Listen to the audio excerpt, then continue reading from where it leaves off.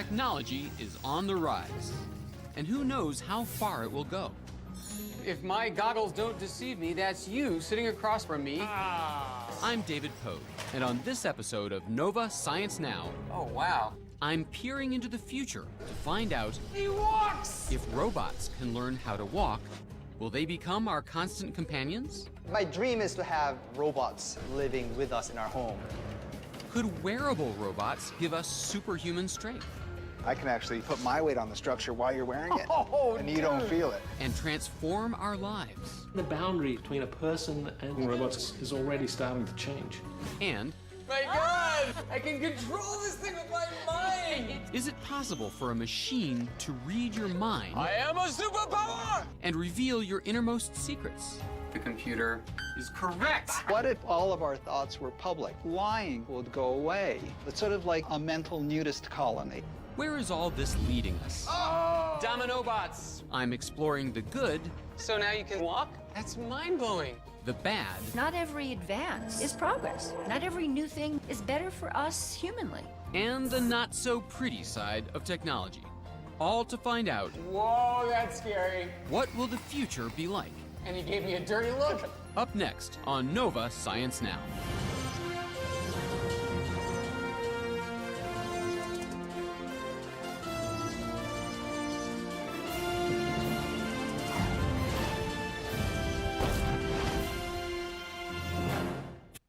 When we think about the future, one of the first things that comes to mind is the robot. Like those droids in Star Wars that tirelessly fulfill our every need. But how close are we to the sci-fi dream of robots that seamlessly fit into our world? Humanoid robots that look and act like us. Your second round, sir. Here at Virginia Tech, roboticist Dennis Hong believes that day will come only when robots master an incredibly complex skill. Something that's very difficult for them to learn, but comes naturally to us. Walking. Oh, man. So again, nobody's controlling anything, and if you look at his head, you can see that he's looking around. So he's trying to figure out where he is in the soccer field. He may be short, he may be skinny, but he walks. And can even kick a soccer ball. Go! Wouldn't it be simpler to build something with treads, like on a tractor or something? It's a very good question. Some people say we can do things with wheels. That's right. But my dream is to have robots living with us in our home.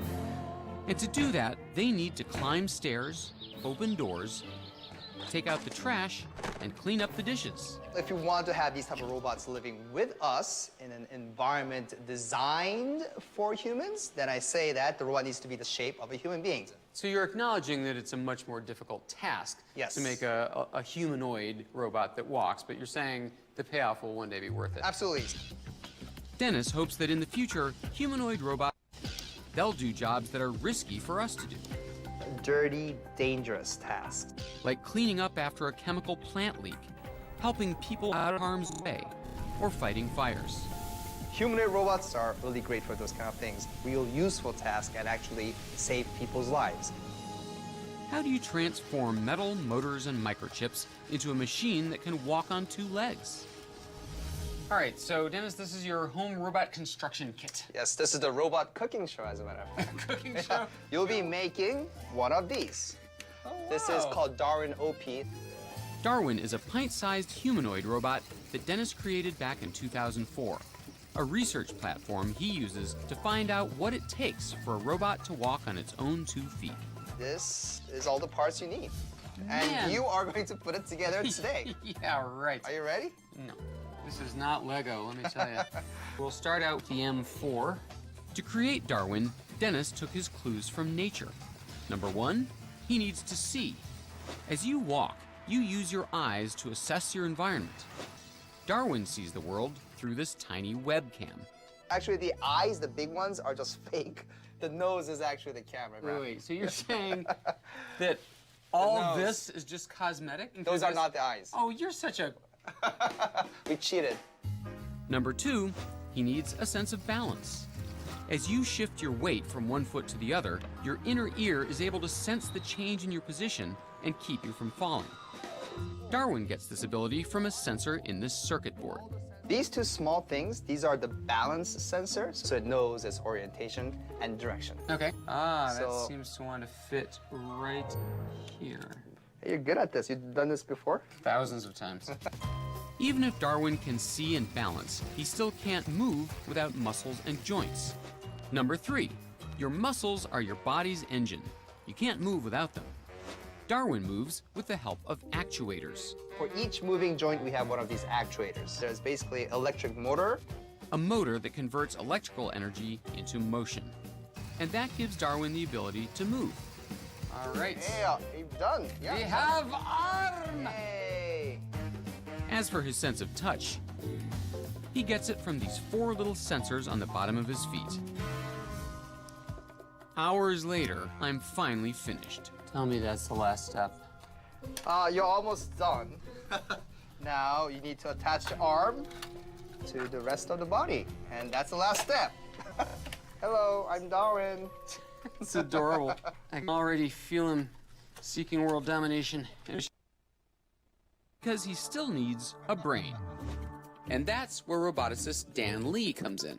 The first thing we're going to show you is how the robot uses its vestibular sense, which is its sense of balance. Vestibular from the word vestibule, which is one of the things in our ears. Exactly, inside your inner ear. And so without using its vestibular sense, what would happen if we pushed the robot? All right. It just will fall over and then get back up. Wow, that's pretty cool right there. So go ahead. Exactly.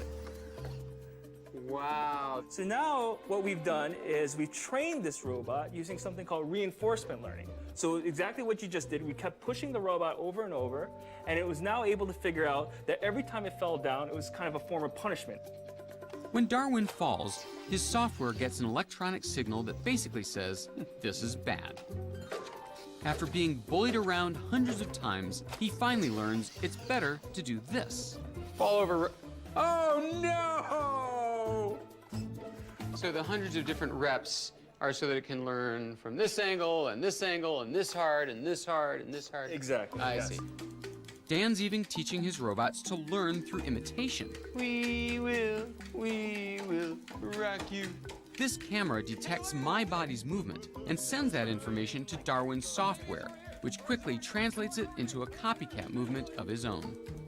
You'd think with all this sophisticated software, Darwin would be able to keep up with me, Look forward. Oh, so sorry. but he can't. Just trying to make a robot walk stably is ridiculously difficult. I won't say impossible, because I don't like that word, but it's a very, very difficult challenge. All right, so David, Yet we're masters at it. come on in. Wow. What are you So- doing here? An engineer, Thurman Lockhart, is trying to figure out why. He's built this strange-looking device to analyze not just how we walk, but how we avoid falling. And I'm about to try it out. But first, I need to suit up. Thurman's outfit is filled with sensors that measure how far, how fast, and in which direction I move. Can't decide if I feel more like a superhero or a Broadway dancer. Both. And we're gonna have to wear a headband as well. This is just an elaborate prank to humiliate me on television, isn't it? The little white balls are part of an optical motion capture system that instantly creates a stick figure of me. Well, you can't tell from the way I use my walk. I'm a woman's man. No time to talk. Next, I'm put in a harness because it's time to take a stroll through Thurman's obstacle course. Okay, that's good. After walking back and forth several times, suddenly, Oh, good. The hell? Did you feel that a little bit? Did I feel it? He made the earth shake under my feet. but check out what happens when I do this a second time. I handle the jolt much better. Good. My body and brain have already integrated thousands of pieces of information in a flash. You ready? That's because we have the exceptional ability to adapt to sudden changes in our environment. Walking is a skill that took millions of years for us to develop. And when you think about it, it still takes each of us about a year to go from floppy, to crawling, to waddling, and finally mustering the skills and courage to walk on our own 2 feet. And we never stop learning how to adapt to the many obstacles we confront every day. So walking is not just more complex than I thought.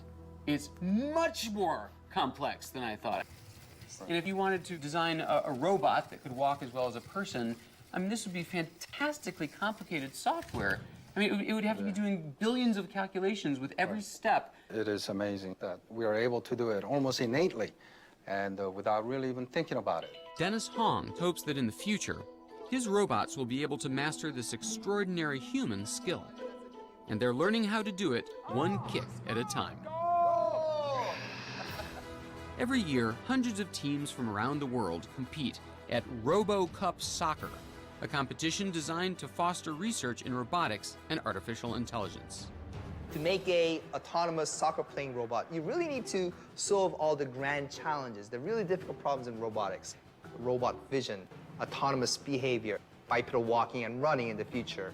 All of these needs to be solved to truly build a soccer playing robot.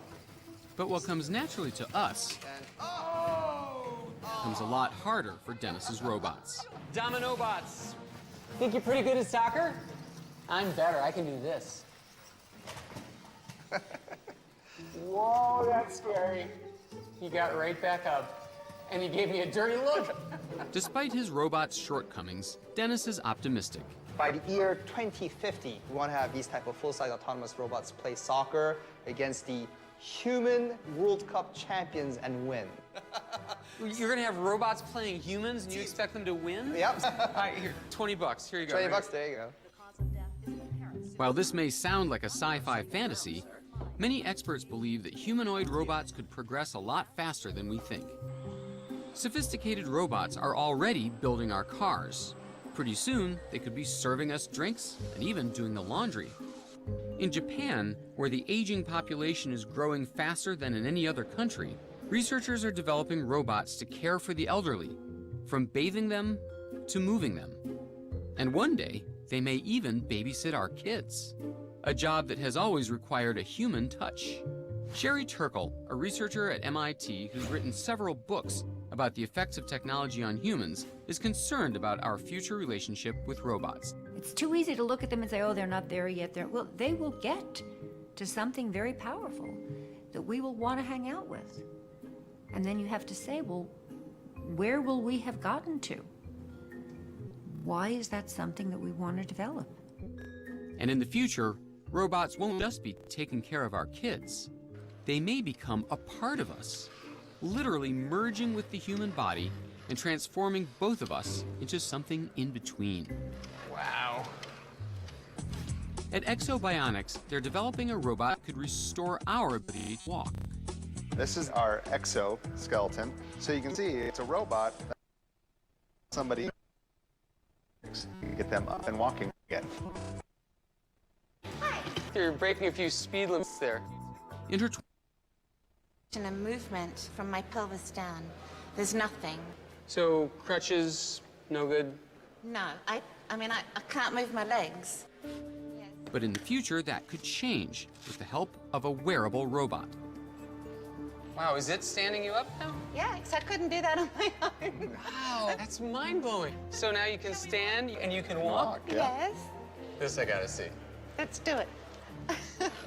The exoskeleton is intelligent enough that it senses my center of gravity, and also when I shift my weight over to a foot, then it triggers another step. So Amanda shifts her body like you or I would to take a step, and sensors pick up that intent. That sends a message to this onboard computer, which tells the exoskeleton it's time to take another step. Right now, the exoskeleton works only on flat surfaces, but one day, these researchers hope Amanda will be able to use it anywhere, even walking upstairs. And they aren't just helping people like Amanda.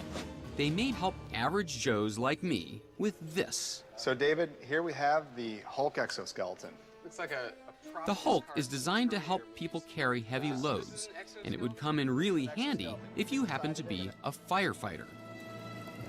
How much weight do these guys have to lug? All right, pants, 10 pounds. Okay. Boots. 2 pounds. Maybe a little jacket here, so another 8 pounds. All right. Breathing apparatus. 30 pounds. Yeah. Whoa! You can't fight a fire without hoses. He's up. Oh, jeez. That's 50 pounds of hoses. I've got 100 pounds of equipment on me. Is it heavy? Is it heavy? It's 100 pounds. Your buddy's up on the 3rd floor of the building. You're gonna need some more air. Oh, jeez. Wait a minute. No firefighter would go in like this. Come on. They do what it takes. Okay, I'm gonna break your scale. I hope you don't mind. You're carrying an extra 130 pounds of weight. I'm carrying 130 pounds and I'm supposed to put a fire. That's right. Wow. All right, so you've made your point. This is unbearable. And here's where the Hulk comes in. And then this structure actually surrounds your body. The idea is to take all the weight you put on it all the way down to the ground, completely bypassing you. All the weight that you put on that external skeleton actually bypasses the user that's inside and taking that weight to the ground. So they don't actually feel the weight that they're carrying. Not only that, the Hulk is also designed to increase your strength. And what I'm going to do is turn it on. Now you can actually feel a little bit of power. Oh, I see. It's picking itself up. It's picking itself up. So this is going to be my thigh, and when my thigh moves, that triggers it to start helping. Right. And this is at our very lowest setting. Turn on to the highest setting. Let me see what happens. Now try that. Whoa! Hey, that works. Now I put on the Hulk and get loaded up again. Ready for the hoses? Yeah. This is what killed me before. Go ahead and put on the hoses, Dave. These are different hoses. Same hoses. That's amazing. I feel nothing. It's like you might have well have put it on the roof of my house. Yeah. It doesn't affect me And at all. that's the idea. I can actually put my weight on the structure while you're wearing it, and you don't feel it. That's amazing. So all the weight bypasses you, comes down that torso, down these titanium legs, all the way into the ground, so you actually don't feel that weight. All right. Now should I try walking? Yeah, Please. give it a try. It takes some getting used to. There are fractions of a second where I suddenly feel really heavy. And then the robot says, oh, here, I can help you, pal, and take some of the weight Taking it off. over, yep. Wow. Don't worry, ma'am. I'll save you. That's what I'm here for, man. Give me your hand. David Pogue is backtracked. The boundary between a person and robots is already starting to change. Lots of people have mechanical hips, and then people have electronic interfaces to their cochlea. We are going to merge with our machines more and more. We're already merging with our machines. In the future, will wearable robots like this give almost anyone a leg up? You know, no one looking at us would ever know that you're a paraplegic and I'm a skinny nerd. It's hard to imagine just how much robots may change our world.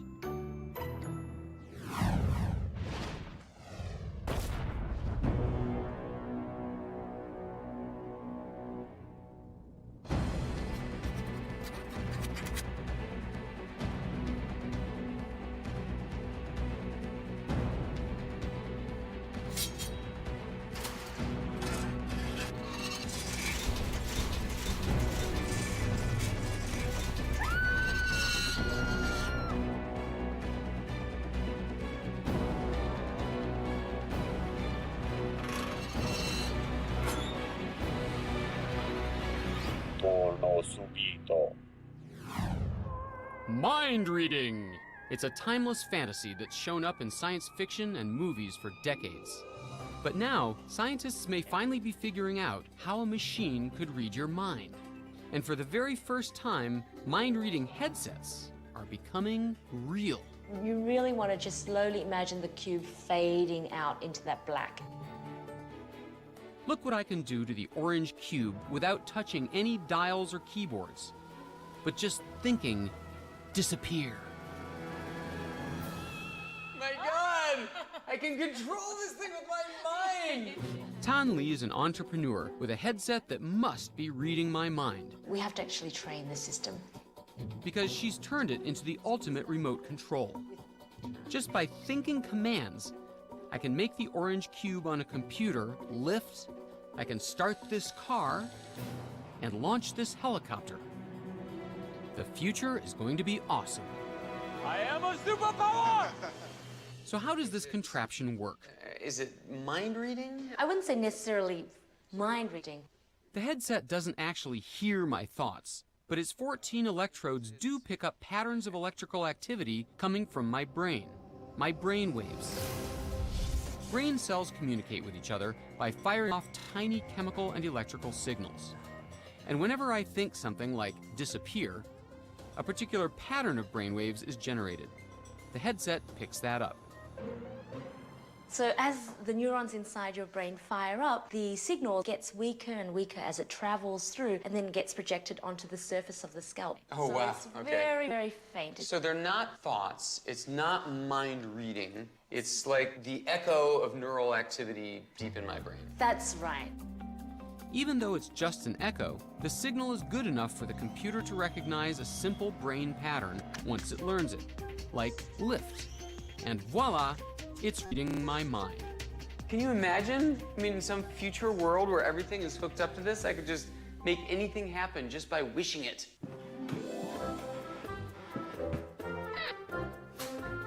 Or at least that's what I was hoping, until Tan Lee tells me this headset can easily be confused. In other words, wrong. If you were wearing this all day long, I can imagine instances when you might have a brain pattern that's very similar to when you were thinking about disappear, and it may trigger that same action. You mean things might happen when I'm not wishing them to? Oh, that's right.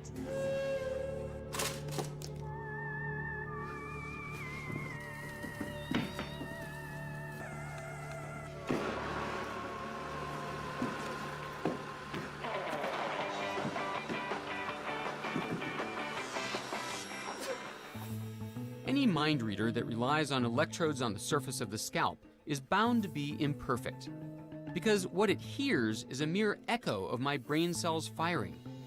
But what if we could tap directly into the brain? That's what they're attempting here at Brown University. Kathy Hutchinson is paralyzed from a stroke, but she's controlling a robotic arm with much more precision than any headset would allow, thanks to sensors that have been implanted directly onto the surface of her brain. Kathy made headlines when she played a crucial role in a groundbreaking mind-reading experiment. She simply thought about reaching out to pick up a cup of coffee. The sensors in her brain picked up electrical impulses, and a computer turned them into commands, controlling the robotic arm. It's an astonishing breakthrough for brain science that offers hope for the paralyzed. I went to see John Donahue, one of the heads of the BrainGate team at Brown, to find out how they turned mind into motion. This is a model, right? No, this is a real human brain with its spinal cord attached. Come on. This is an adult brain. This is, it's the right size to fit inside your head. John's been working toward a machine that can tap into our brains for more than 20 years. The problem is really quite immense. We had to know where in the brain the signals are, but we've known that. If you follow back a little distance behind the middle of the brain and you run into this little bump, this is the marker for the arm, this little twist, and that little twist is the place, the gross anatomical landmark for where your arm is actually controlled. So every time you move your arm, first, this one little spot on the brain says go and sends signals to a particular set of muscles, and then the arm moves. The next problem is how do you get that signal? And we need to have a sensor. We need to have something that can pick those signals up. So we've developed this microelectrode array, which is extremely tiny. The size of a baby aspirin, the microelectrode with 100 tiny probes was implanted on the spot in Kathy's brain that controls the arm. Still, turning the signals into clear instructions for the robot wasn't easy. So this seems to be the arm. This is the one that I saw in the video of Kathy Hutchinson controlling it with her brain. Yeah, that's right. This is one of the two arms that she was using. Wow. And so how does it work exactly? How do you... Well, why don't you give it a try? Okay. To demonstrate how incredibly complex the brain's control of movement really is, neuroscientist Lee Hochberg asked me to try to move this robot arm with a joystick. Right. Oh, on the white rug, too. All right. Oh, dear. Try again. It would be so much easier if I only had a brain. Stop, stop! It's taking over! It's an uprising! Almost. I can see So it takes close. practice, yeah. It takes some practice. So if such simple commands are difficult, imagine how hard it would be to actually read complex thoughts. Could a machine ever do what the amazing Kreskin used to claim to do on his classic 1970s TV show? His birthday fall on March the 6th? Yes. Thank you very, very much for starting, man. I hear that this could be the mechanical Kreskin. And it's not a magic trick. It's a 9-ton MRI at Carnegie Mellon University in Pittsburgh. Psychologist Marcel Just and computer scientist Tom Mitchell use the MRI to peer directly into the brain as it works. Hi David, how you doing? Good. In this study, you're going to see labeled pictures of objects. While I ponder the objects projected onto a screen, the scanner isn't reading brain waves or electricity. Instead, it's measuring the flow of oxygen-rich blood in my brain to detect exactly which parts are active when I think about different objects. Okay, great job, David. We'll come and get you in 1 second. When you think of something, your brain activates in those places that correspond to your interactions with it. Like if I think of, skyscraper, is there an area of the brain for skyscraper pictures? If you think of a skyscraper, you actually think of many things. You might think of a very tall thing. You might think of the material. You might think of going inside of it. What we'll see in the brain is a whole collage, and put together, it becomes the signature for skyscraper. The team has already identified the areas in the brain that activate for shelter, for food, and for holding something in your hand. It's not like a dictionary definition, it's kind of an experience definition. By studying my brain scans, can their mind-reading computer guess what I was thinking? So I saw 20 pictures flash before me, and on each one, I thought about it, imagined it, envisioned it. So how do we know if the computer knew what I was thinking? The computer is going to take pairs of those words. The mind-reading computer is given a pair of my brain scans. One when I was thinking of a grape, the other of a cave. But which is which? If the shelter area of my brain lights up, the computer guesses I was thinking cave. Since the other scan shows activity in the food and handling areas, it guesses that a grape was on my mind. And was it right? The computer is correct! Number 1. Picking between two words, the computer's chances are 50-50. But can it keep it up? 2 for 2. All right.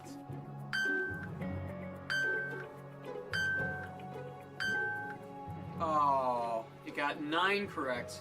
And the 10th was correct also! Nicely done, 10 out of 10! That is unbelievable! For all 10 pairs, the computer gets it right. And that's pretty impressive. It's a far cry from walking down the street with a device that could read the everyday thoughts of passersby, but it's enough to have some experts on the future concerned. Whenever you're starting to talk about the integrity of the body, the integrity of the mind, and being able to somehow violate that in any way, it becomes scary. I'm sure there are many people right now going, oh my God, take away their funding. I don't want to have my mind read. I want my innermost thoughts to remain innermost. What if all of our thoughts were public? Lying, for example, would go away. It's sort of like a mental nudist colony. Well, here's one way to think of it. Like any big technology, there are all kinds of ways you can use it. And here you could use it for some pretty amazing things. There are also things that none of us would want to do. It's a good time now to begin thinking of those and thinking about what kind of guidelines we want to put in place.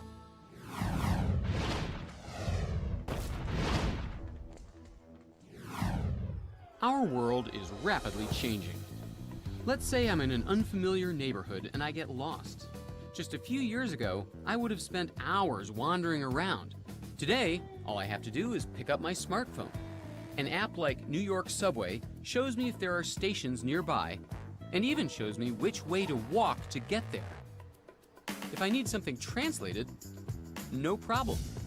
WordLens replaces the text in my view with my own language. And in the future, will it be possible for us to do this? Get information about anyone in an instant? A paradigm shift is taking place right before our eyes. The real world and the virtual are merging. It's called augmented reality, and you can experience it with the help of hundreds of apps on your smartphone. But one day soon, companies like Google, the internet search giant, think all this information will be delivered in revolutionary new ways. This is Glass, a very different type of computing and communication device. Think of Google Glass as a wearable smartphone. Try it? Yeah, you can put it on if you like. Cool. but lighter and quicker to access. Oh, wow. Right now, glass is a work in progress. I can just flick my eyes into this corner and I see a very crisp screen. The little square you see glowing here is actually a tiny computer screen. Google hopes that in the not-too-distant future, it will bring us our email, show us our text messages, and provide access to the internet. And the tiny camera here will be a new way to share your experiences with friends. So this is wild. So I'm seeing a beautiful path through a woods. As I turn my head, I'm actually looking around the scene. Oh, and I can even look down and up. Wow, those are beautiful. But Google Glass is just the tip of the iceberg. Researchers like Henry Fuchs at the University of North Carolina are developing technologies that blend the virtual and physical worlds, augmenting our reality with the stuff of sci-fi movies. So, this is one of the labs, David, that we have set up to work on augmented reality and telepresence. So, as I understand it, this is like in Star Wars when Princess Leia gets beamed out of R2-D2's head. Remember that famous scene where Princess Leia records a hologram of herself and sends it to Obi-Wan Kenobi? Help me, Obi-Wan Kenobi. You're my only hope. That was all special effects. What we hope to develop here is the real thing. And that's as hard as it looks. First, I put on these stylish shades. Is that too tight? Nope. Once we're set up, we're ready to roll. We pretend Henry is on vacation in his beach house in Hawaii, while I'm stuck in my office here in New York. And suddenly... Wow. If my goggles don't deceive me, that's you sitting across from the table from me. Wonderful. That's just the effect that we would like. Wow, so that's crazy. You look the right height, size, shape, and angle as though you're actually sitting right in front of me. I have to admit, it's the closest I've ever come to having a conversation with a hologram, although the image is far from perfect. So this is the Model T we're wearing right now. Oh, we're not even Model T. Not even Model T. Oh, no. This is like, 20 years before the Model T. But the technology needed to create this illusion is anything but 20th century. In order for Henry and me to see each other, he's rigged our rooms with a bunch of 3D cameras. They are, in fact, Xbox Kinects. With the help of some sophisticated software, they transport his virtual image into my stunning handcrafted headset. And these little silver balls that make us look like aliens are part of a complex tracking system that pinpoints where we are in space. There's one serious problem with the video, though. Yes. It looks like you're wearing a hideous, obnoxious Hawaiian shirt of some kind. In the future, telepresence systems like this one could come in handy. And wearable smartphones, like Google Glass, may give us a new way to access the virtual world. The question is, will technologies like these that aim to immerse us even more into a digital world improve the quality of our lives? A lot of experts are wary. They say our immersion in technology is already a problem. Look at kids today. They're listening to music while texting a friend, having a conversation on Facebook, and doing their homework. In other words, multitasking. Can their brains keep up with all this connectivity? Stanford professor Clifford Nass thinks they can't, that doing so many things at once is making it harder for them to focus. And he's devised a test to prove it. What we're going to ask you to do is to simply focus on a couple of red rectangles and to ignore blue rectangles. This sounds like a pretty easy thing to do. Yeah, I'm down with this. And we'll see how you do. As I start the test, two images containing red and blue rectangles flash on the screen. If the red rectangles move from one image to the next, I press one button. But if they don't move, I press another. Simple, right? That changed. Well, it is. At first. Jeez, there's like 1,500 of them. But as more and more rectangles appear on the screen, it becomes harder and harder to focus on the red ones and ignore the blue. Come on! Criminy. You completed the filtering task study. You've made some careless mistakes. You feel like an idiot. But before I can find out how much of an idiot I was, Nass gives the same test to 16-year-old Jordan Ford. Jordan is a proud multitasker and doesn't think it affects his ability to focus at all. All All right, well, let's see how you guys did. All right. Give it to me straight, Doc. How long have I got? Well, I'm going to keep you in suspense. Let's look at Jordan first. So what we see on this graph is a pretty precipitous downward slide. Yeah. So the more rectangles there were, the worse you did. This is a very, very common pattern we see among teenagers who multitask frequently, because their brains are constantly looking all over the place and trying to process multiple things at once, even when they know they shouldn't. Now let's see, David, how you did. And that's his blue line here. And what we see is, oh, I am impressed. Smoked. Sorry, pal. Even though you're a heavy technology guy, when you use technology, you do one thing at a time. You really focus on what you're doing. And what we see here is a pretty predominant difference. So what we worry about here is, Jordan, when you really need to focus attention on something, it's going to be harder and harder. Parents have been saying, quit using X technology, you'll rot your brain, since my grandparents' time. You know, like the cavemen were probably, quit making fire with sticks, you'll rot your brain, right? It's a chronic thing to be suspicious of new technology, to worry about the effects. So, should we really worry yet? Well, it's silly to say to a child, stop using the computer. Right. You know, just as it's silly to say stop using fire. But, you know, you shouldn't play with fire when there's dry brush around. With any new technology, we should be both excited and we should worry, because it often brings some negative things as well. So the question is, how do we balance the two? That's really the critical issue. It's pushing us against a moral imperative. You know, not every advance is progress. Not every new thing you can do with this incredible technology is better for us humanly. So where is all this technology leading us? If digital information is becoming even more available to us and even more immersive and distracting, are we headed to a future where we don't actually learn things anymore? Are we headed for a world like in the movie WALL-E, where humans are such passive consumers of technology that we become dumb and helpless? Is this what the future will be like? Will the pogues of tomorrow turn into lazy couch potatoes? At maker fairs like this, in the heart of America, folks are determined not to let that happen. Instead of becoming passive consumers of technology, these people are learning to master it. Usually, it's not about building something with commercial value, but using it to express themselves in the most creative ways possible.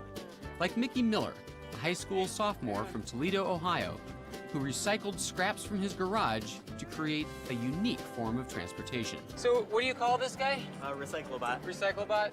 And kids like these, who join robotics clubs to develop the skills they'll need to invent a better future. When you work a lot with technology, you try to challenge technology to make it better, to make yourself better. After doing this, I felt like I could build whatever I want, and I decided to take the initiative and build my own computer. But this is more than just a fun hobby. It's becoming a movement that may reshape our world. I think the maker movement is great. This is the new form of hobbyist, and actually, they've got some pretty interesting tools. The makers are taking the best of microprocessors and 3D printers in building it in a way that ordinary people can control them and can do stuff.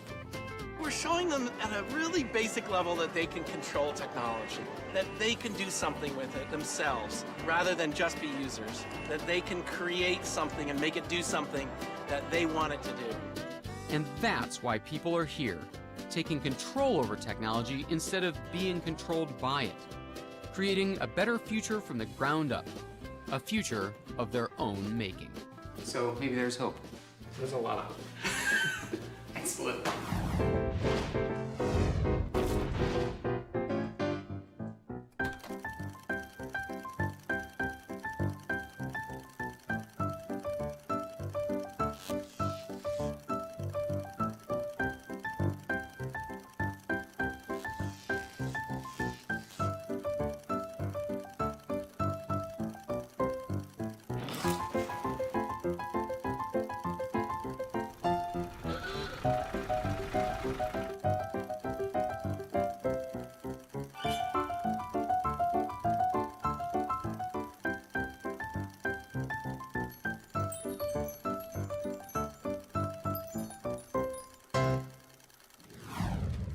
If you're worried about the role of technology in our lives in the future, you might be concerned about video games. Worldwide, people spend billions of hours per week playing them.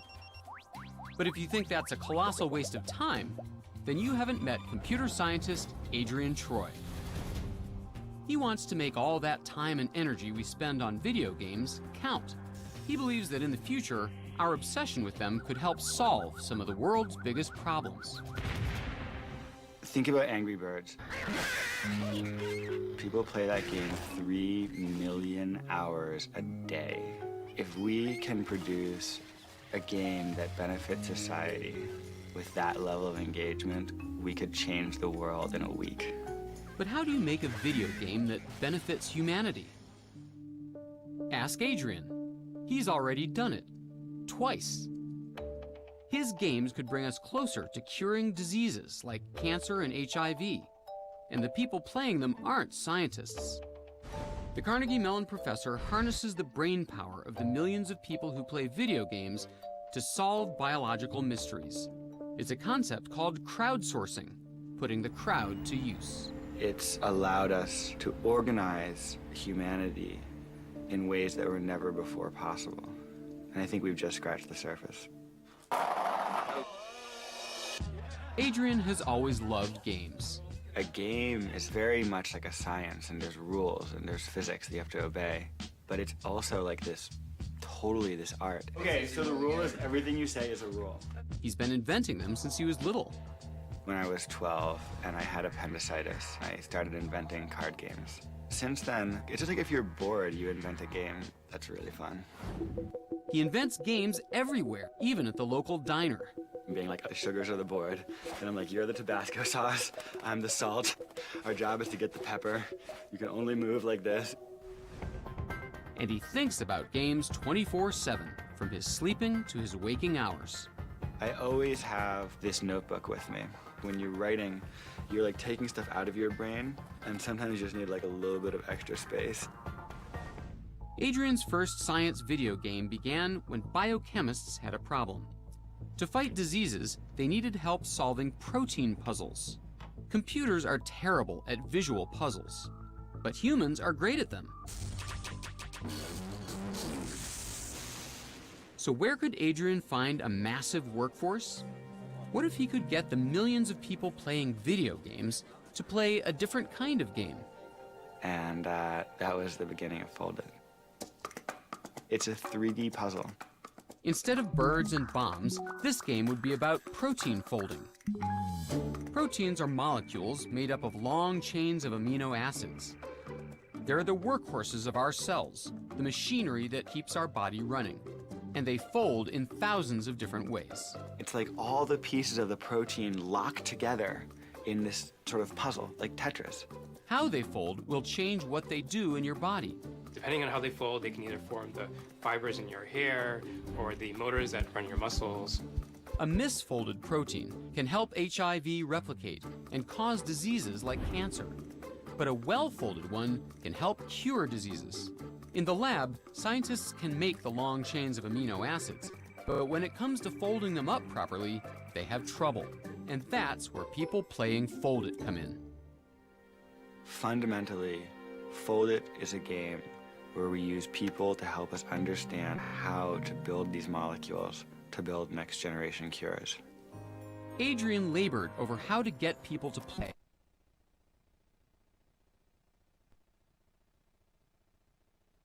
He made proteins a toy. So a game has rules, but a toy is just something you want to play with. Even if you didn't know the rules, you still wanted to just wiggle it around and see how it works. Just like a Rubik's Cube, you can twist and turn it. We see if they can intuit and fold a protein into that most stable shape just by looking at it and by thinking about it and by playing with it. Adrian hoped the crowd could solve protein puzzles, but would the crowd show up? On May 8, 2008, they released Foldit to the world and waited. The servers crashed within like 24 hours. The public played it, and they cared about it, and they understood it, and it was one of the greatest feelings of my life. Foldit made history, and it isn't Angry Birds. With over 300,000 players, this game advances science. It actually adds value to the world. Adrian has completely broken this mold. There are no elves in Fold-It. There's no magic, there are no unicorns, and yet, people love it. In 2011, Fold-It players solved one of these puzzles in just 3 weeks. The riddle of a bad protein that helps HIV reproduce. Identifying that structure brings us closer to designing better treatments. So what kind of person plays a game about protein folding? Meet one of the top-ranked Fold-It players in the world. He isn't a scientist. He's a 9th grader. Like most 15-year-olds, Michael Tate loves playing around. I play Fold-It as often as I can, and I stay on for hours and hours. To boost your score, you have to follow the rules of protein folding.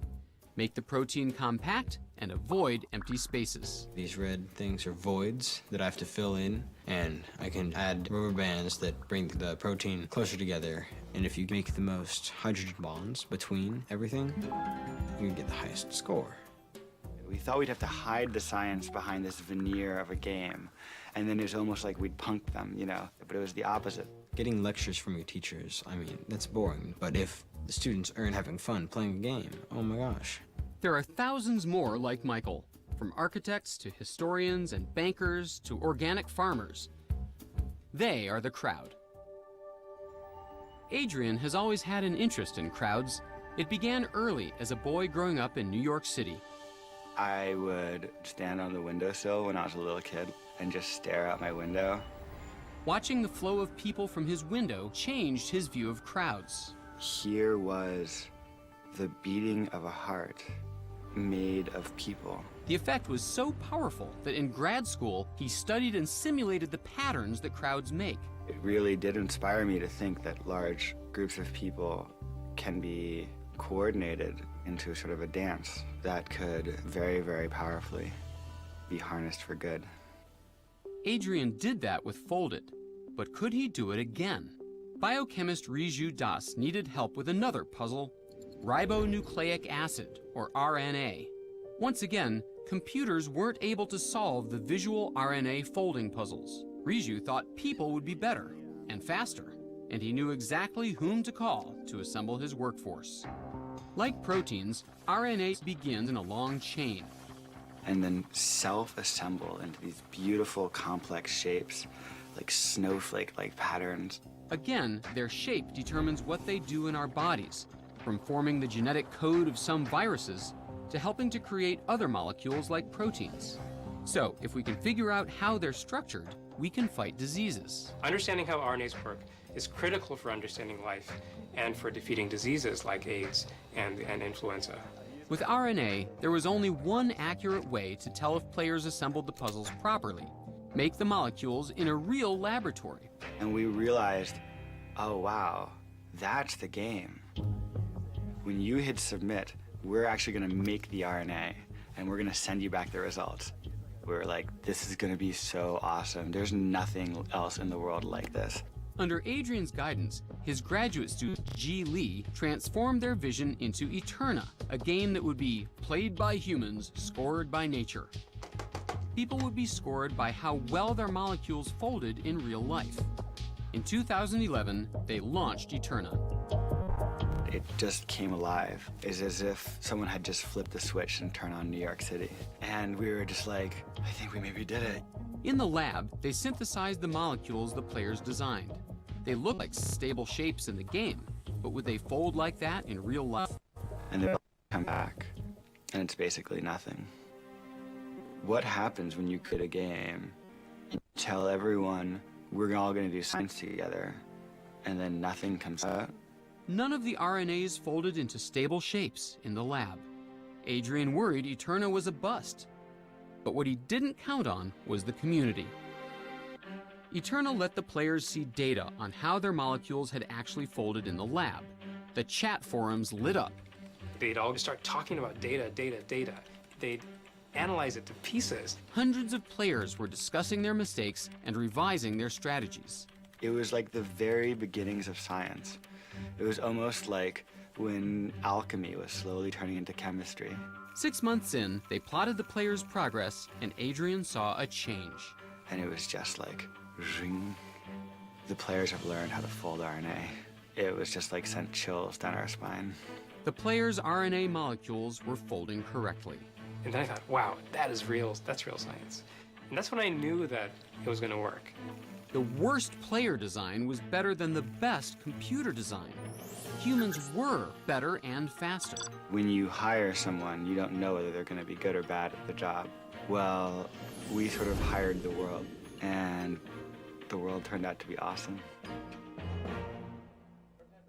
Adrian has only 3 grad students. I wonder if we're going to get better data. But he has over 40,000 Eterna players who have discovered new rules for how RNA folds. We simply have much more manpower than anyone else. And science is about manpower.